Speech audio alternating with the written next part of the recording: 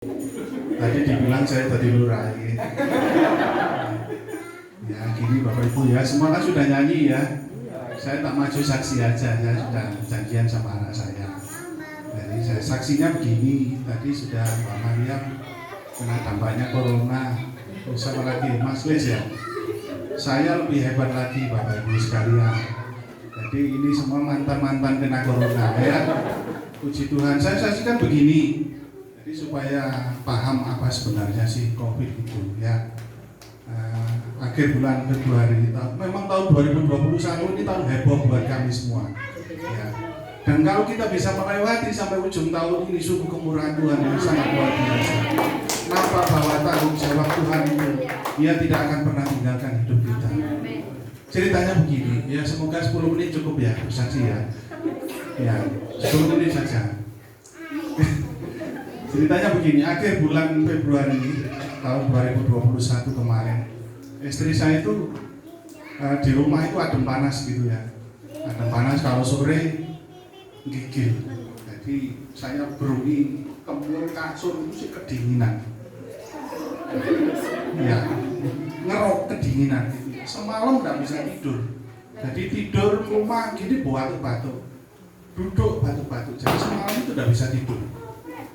Kemudian besoknya saya suruh periksa aja lah, supaya maksud saya periksa itu supaya dapat kartu istirahat, supaya dapat izin untuk istirahat, karena prosedurnya seperti itu. Ketika periksa ya, sama dokternya suruh ngamar. Nah setelah ngamar saya tidak dikasih tahu. Pada waktu siang itu sudah di ruangan, sudah di kamar opname, baru kasih tahu saya, aku nggak boleh ya. Kenapa?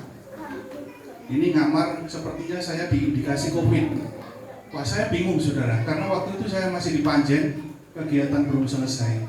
Buru-buru saya tinggalkan pulang, kemudian saya datangi ke rumah sakit. Gimana sih Pak? Ini, Mas, nggak boleh masuk sampean. Saya dialog sama perawatnya. Tidak boleh masuk. Begitu sekali masuk sampai tidak boleh keluar lagi sampai selesai perawatan. Kurang lebih 2 minggu. Saya pikir-pikir saudara, bingung. Karena di rumah cuma ada Karen sendirian. Ya memang di Malang. Saya bingung. Kalau saya jaga istri saya malam ini sampai 2 minggu, bahkan sampai sembuh tidak boleh pulang. Nah, kalau saya pulang ada apa-apa istri saya bingung saudara. Jadi semalam itu akhirnya saya tidur di rumah.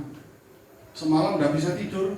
Besoknya saya urusan ke kantor, saya minta izin total. Saya terus terang saya bilang ke pimpinan saya bahwa keluarga kami sedang mengalami kondisi demikian.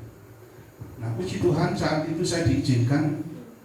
Kalau gitu libur saja Pak, ambil cuti langsung sampai tunggu sampai selesai. Nah saya dibilang begitu. Akhirnya saya kembali ke rumah sakit. Saya siap-siap untuk saya pilih konsekuensi bahwa saya harus jaga istri saya. Saya tidak mau terjadi apa-apa dengan dia, maksud saya gitu. Akhirnya anak-anak apa sani ya apa caranya wis omahe kok ngomong. 2 minggu kalau Tuhan kehendaki sembuh, ayah akan pulang sama mama. Nah, ketika di rumah sakit saudara ya, istri saya ini hari pertama itu hanya diinfus satu sama oksigen satu selang itu. Ya.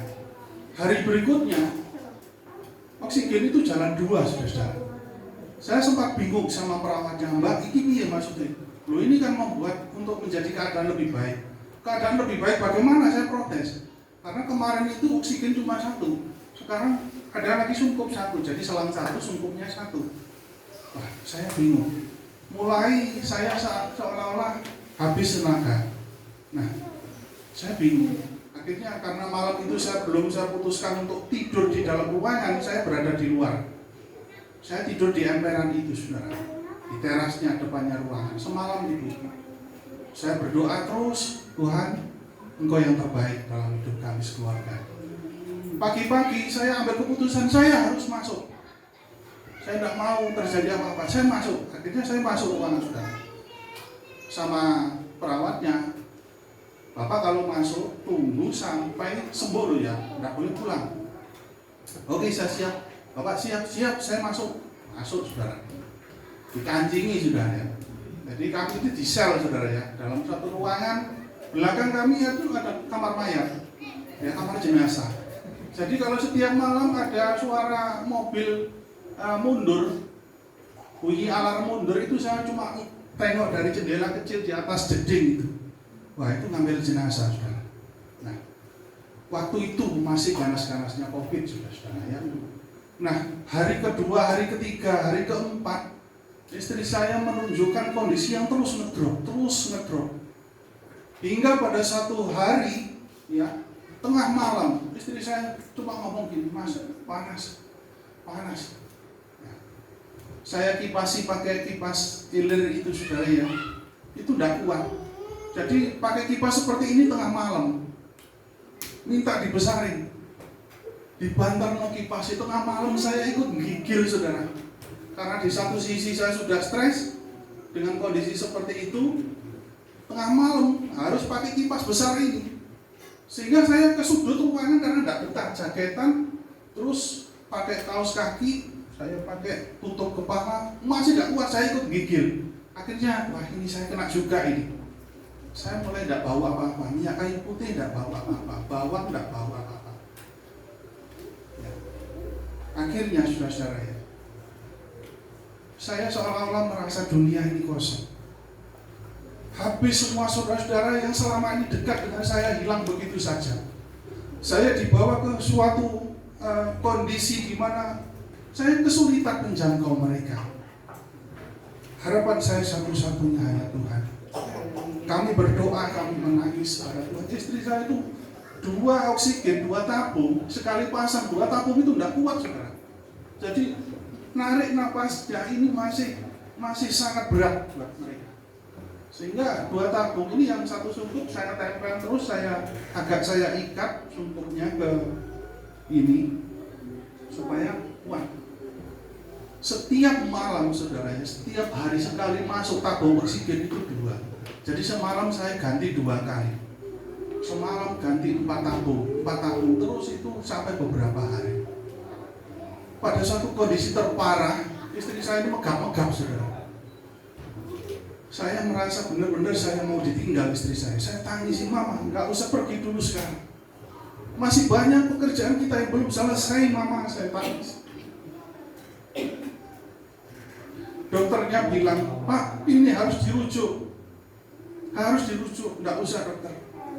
Nggak usah, biar kami di sini saja. Lu ini berbahaya, Pak. Saya harus cepatnya mau ngambil tindakan untuk menyelamatkan istri Bapak. Tidak usah, dokter. Lu ini bagaimana nanti kalau ada apa-apa kami tidak bertanggung jawab. Dokter, saya bilang, dokter, Anda dipakai Tuhan di sini. Melalui Anda Tuhan memakai untuk menyembuhkan istri saya. Jangan tinggalkan kami. Dokternya ngedap, dokternya takut. Malah saya yang support istri saya harus support dokter. Karena di situ ada 4 dokter yang menangani khusus COVID. 4 dokter ini semua menyarankan sudah angkat tangan karena tidak mau dirujuk, kondisinya sudah buruk. Teman-teman istri saya di belakang sudah siap-siap yang pakaian APD-nya COVID itu. Sewaktu-waktu berangkat dia tinggal memandikan karena ada timnya itu, sudah. Kondisi seperti itulah membuat kami berada di kondisi paling bawah. Saya hanya menangis kepada Tuhan. Tuhan Yesus, Engkau tak akan pernah meninggalkan. Nah, saat ini, pada saat itu saya bilang, saat ini Tuhan, Engkau akan buktikan kuasa-Mu. Rumah sakit yang didirikan sebesar ini karena ada nama Yesus yang penuh kuasa di situ. Saya bilang gitu, saudara. Saya berdoa gitu. Di dalam kamar, di dalam ruangan itu cuma ada salib. Saya seolah-olah seperti di dalam Alkitab itu Hizkia itu, saudara. Saya hanya tengok salib berkuasa. Ya. Ketika kondisi semakin dalam, istri saya lemas, tidak bisa turun dari tempat tidurnya, tidak bisa bergerak sama sekali. Dia hanya bilang panas, saya agak naikkan posisi tidurnya, tidak kuat. Sementara Oksigen itu terus minta dibesarkan. Seolah-olah tidak ada angin katanya.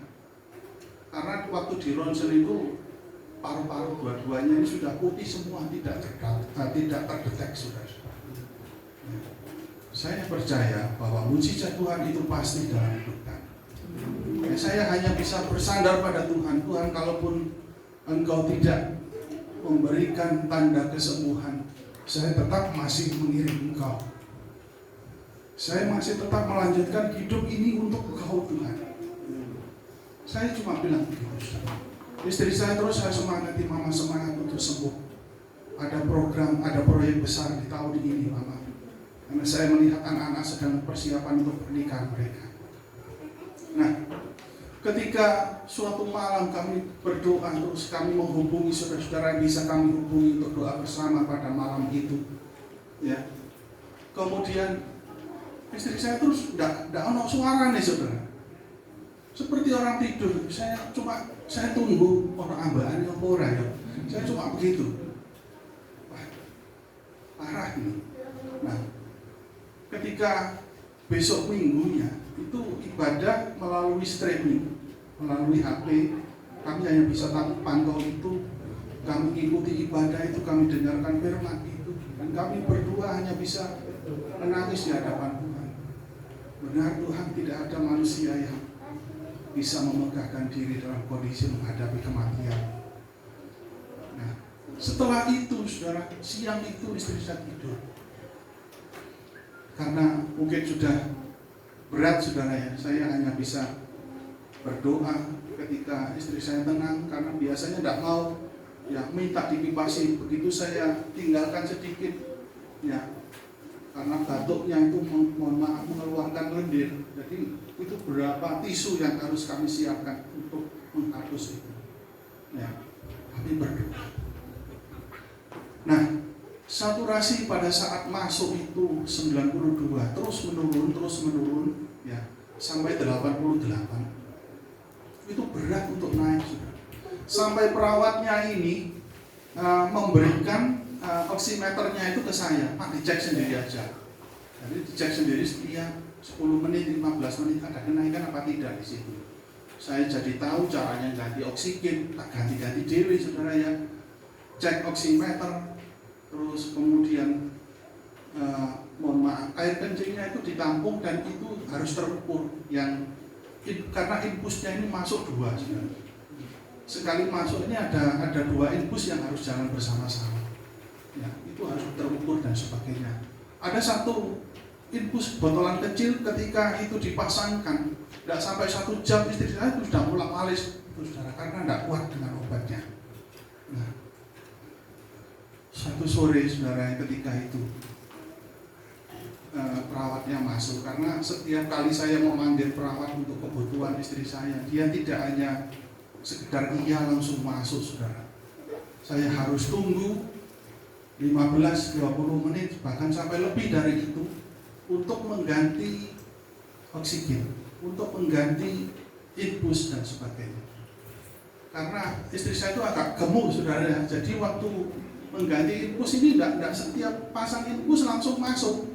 Itu ada kurang lebih 20 kali tes, 20 kali coba untuk memasukkan jarum untuk infus itu, karena tidak ditemukan nadinya di situ. Tanda-tanda kesembuhan itu nampak pada sore hari, ketika hari Minggu sore, ya susternya datang. Kemudian dicek saturasi oksigennya itu naik ke 90. Loh, saya nggak percaya. 92, 93. Saya tungguin. Loh, mujizat Tuhan ini sembuh ini. Nah, kami cek seolah-olah kami nggak percaya. Loh, kita berdoa mohon kesembuhan, ya diberikan kesembuhan oleh Tuhan, malah nggak percaya kita. Lah inilah manusia. Ya. Saya cek sendiri, saudara. Akhirnya saturasi itu naik 96, 97 naik. Wah, puji Tuhan. Istri saya sembuh. Ya. Saya bersukacita, benar sekali. Kami bersukacita di hadapan Tuhan. Tuhan, Engkau memberikan harapan baru buat kami sekeluarga. Ini bukti bahwa Engkau tidak pernah tinggalkan kami. Nah, itu, saudara. Akhirnya setelah 2 minggu kami diperbolehkan pulang. Dan kami harus isolasi di rumah. Isolasi di rumah 2 minggu lagi, saudara. Kami tidak boleh keluar pintu. Anak saya fungsikan ke pastori gereja, ya. Setiap hari kami berada dalam rumah. Nah, sampai proses pemulihan itu terjadi. Ketika sudah lewat 2 minggu, kami tidak boleh masuk kerja. Harus dites dahulu untuk membuktikan bahwa saya ini negatif. Istri saya juga, ya. Ternyata, saudara, ya, setelah lewat masa itu, kami dites negatif, hasilnya negatif, kami boleh masuk kerja lagi. Istri saya ini ternyata punya penyakit yang tidak terdeteksi selama ini.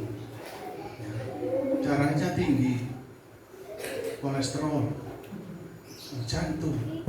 Sampai sekarang masih ada obat yang harus diminum.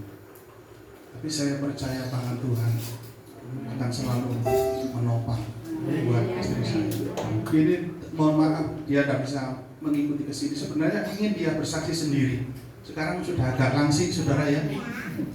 Dulu berat badannya 86, sekarang tinggal 62. Ya. Tapi puji Tuhan masih diberikan kemampuan kesehatan. Ya. Kalau dulu cepat lelah, pulang kerja langsung tidur sudah. Ya. Sekarang masih ada aktivitas-aktivitas di rumah membuat dirinya terhibur. Nah, puji Tuhan, itu masa yang kami lewati. Itu yang pertama, saudara. 5 menit lagi, ya. Yang kedua, saya mikir ketika anak saya menikah, perjalanan kami dari Turen menuju ke Palu, Sulawesi Tengah, itu menjadi suatu pergumulan buat kami. Ya. Ketika harus istirahat di bandara, saya sudah khawatir nanti pas itu hasilnya masih positif dan kami disuruh kembali. Nah, kami tidak bisa bayangkan. Ternyata, saudara, ya, hasilnya kami sekeluarga berempat layak untuk terbang ke Palu. Nah, puji Tuhan kami berangkat. Dalam perjalanan pun, dalam pesawat pun kami mikir, karena istri saya tidak pernah naik pesawat sama sekali. Saya mikir karena takutnya nanti depresi atau apa, karena selama ini kan nggak pernah seperti itu, ya. Saya sendiri aja pernah terbang ke Mataram, itu saya tidak berani lihat bawah. Nah, seolah-olah ini dengkul saya ini kayak mau lepas kalau lihat bawah itu, saudara. Apalagi kalau sudah miring kelihatan semua ke bawah, ngeri gitu, saudara. Ya. Ternyata dalam perjalanan istri saya itu begitu menikmati. Saya nggak berani dekat jendela, dia yang lihat ke bawah, ini daerah mana. Luar biasa Tuhan memberikan kemampuan. Sampai prosesi pernikahan anak kami di Palu semua terselenggara dengan baik. Dan kami boleh kembali ke Turen. Ya, saat ini kami boleh kembali beraktivitas. Luar biasa Tuhan Yesus. Tepuk tangan buat Tuhan Yesus. Apapun yang kita alami, apapun yang kita kerjakan bagian kita dengan sukacita, dengan segala ketulusan hati kita. Saya percaya kita mengerjakan bagian dari kita, Tuhan akan mengerjakan bagiannya, yaitu memberkati hidup kita. Puji Tuhan, demikian kesaksian saya. Mohon maaf agak kepanjangan ini. Tuhan Yesus memberkati. Selamat Natal, Pak Stoyo.